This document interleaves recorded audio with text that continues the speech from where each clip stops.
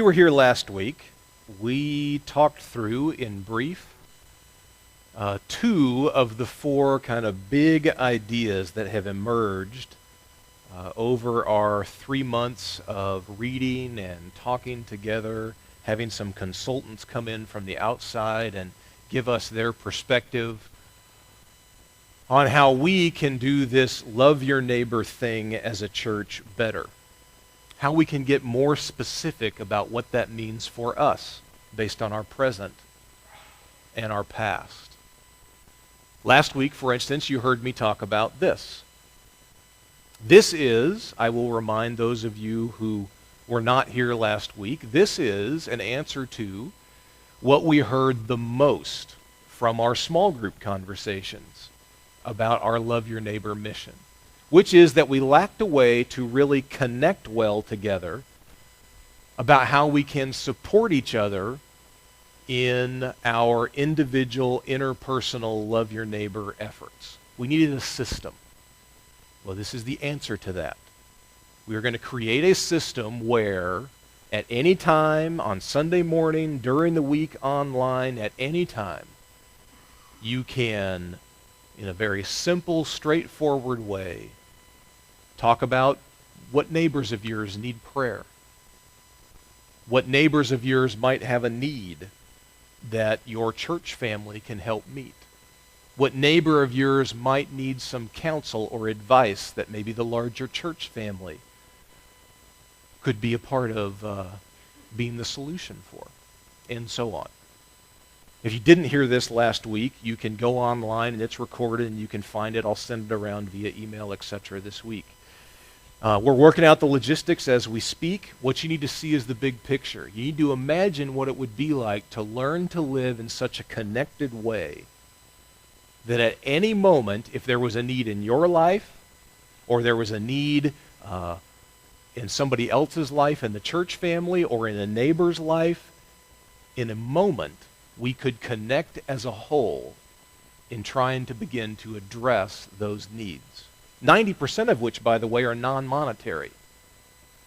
It's somebody needing help moving. It's somebody having a question about something they don't know the answer to. It's somebody needing a service referral. It's all kinds of stuff like that.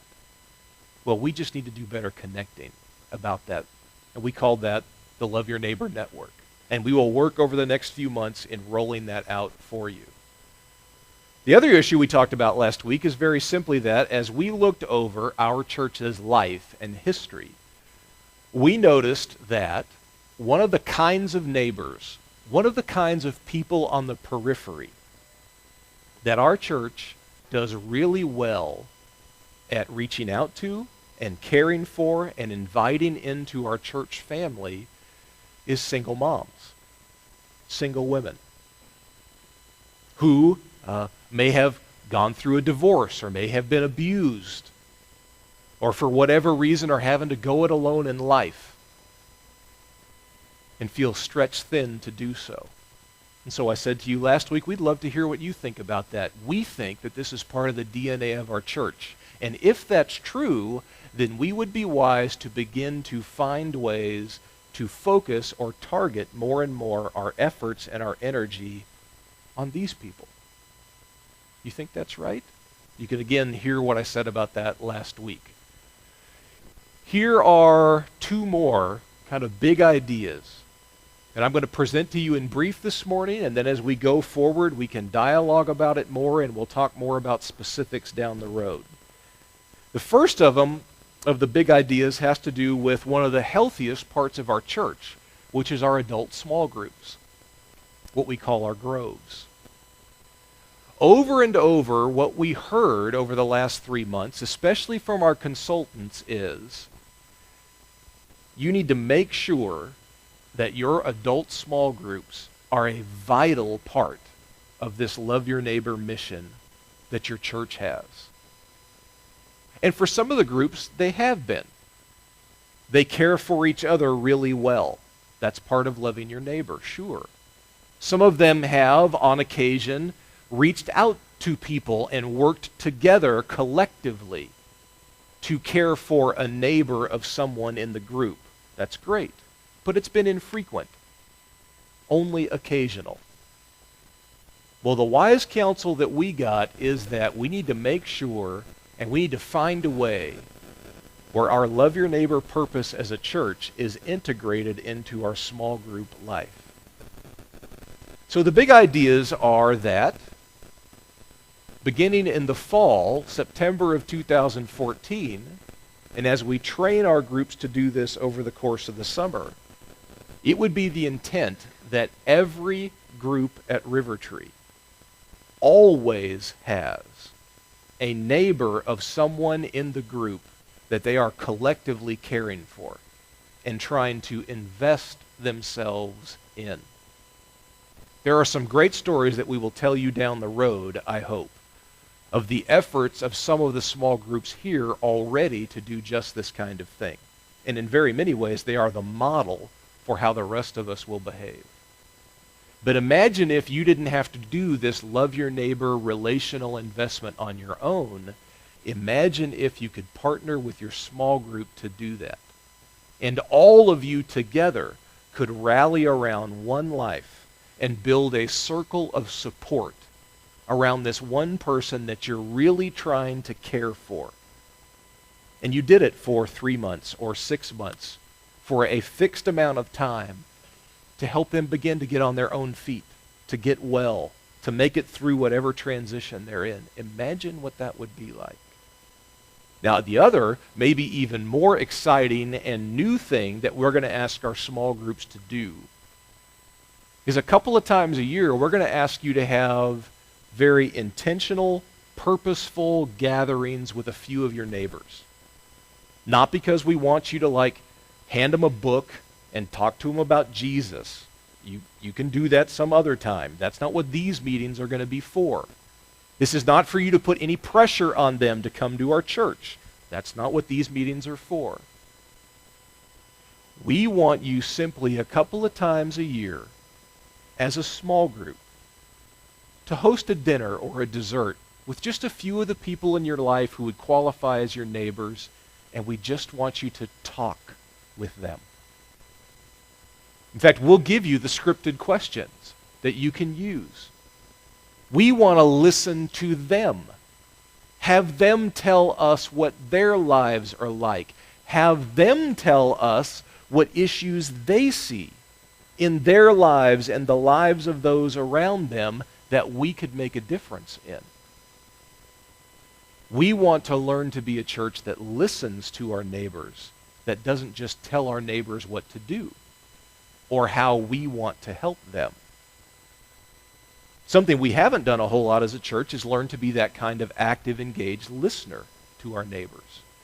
And we want to take steps to do that because we believe that God is at work already out in and among your neighbors. And we want to get on board with that. So we need to go to them and respect them for who they are and listen to them to see what insight and wisdom they have to give. Imagine how empowered your neighbors will feel when they know the only thing we want to do when we get together with you like this is listen to you and learn from you. Imagine how they will feel when you tell them that.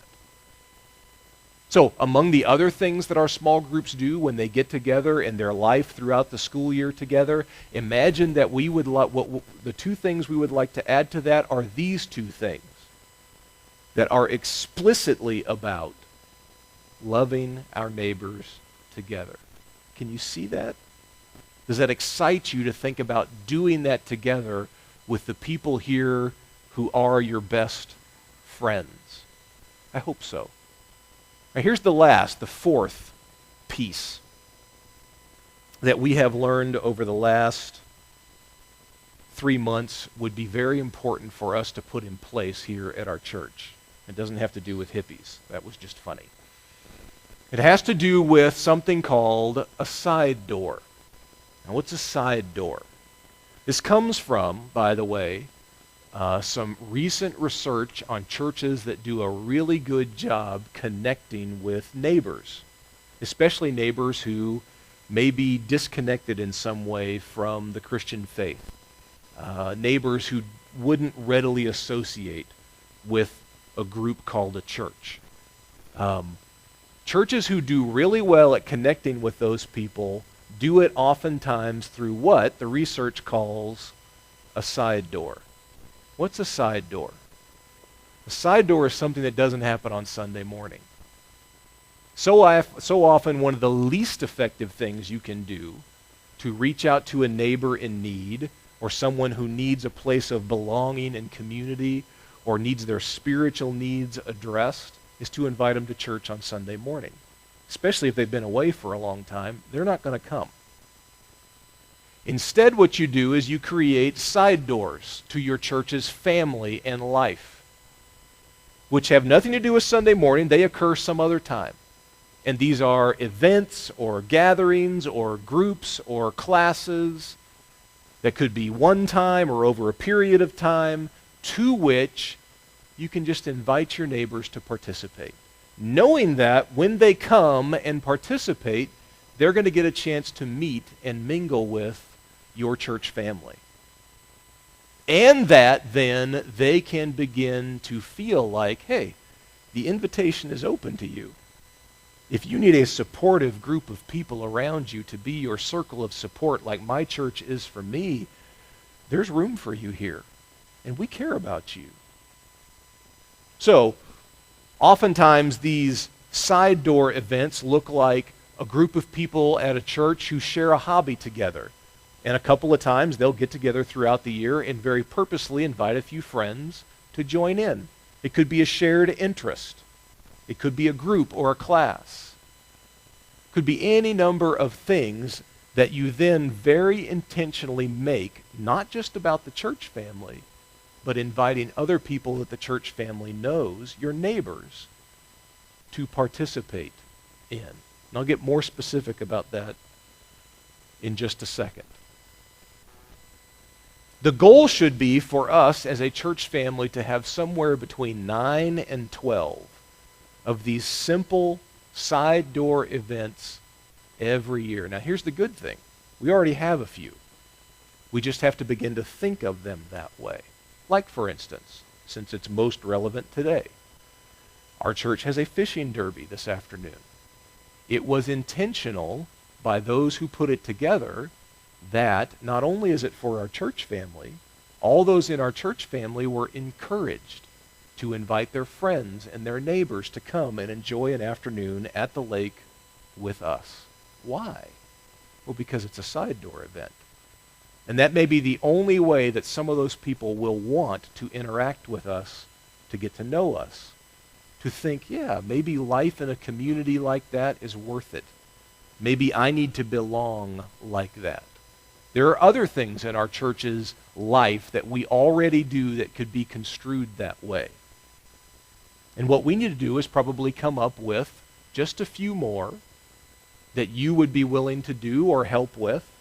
And then every month throughout the year, we know this is this month's side door event. And I can participate this month maybe, or maybe it'll be next month.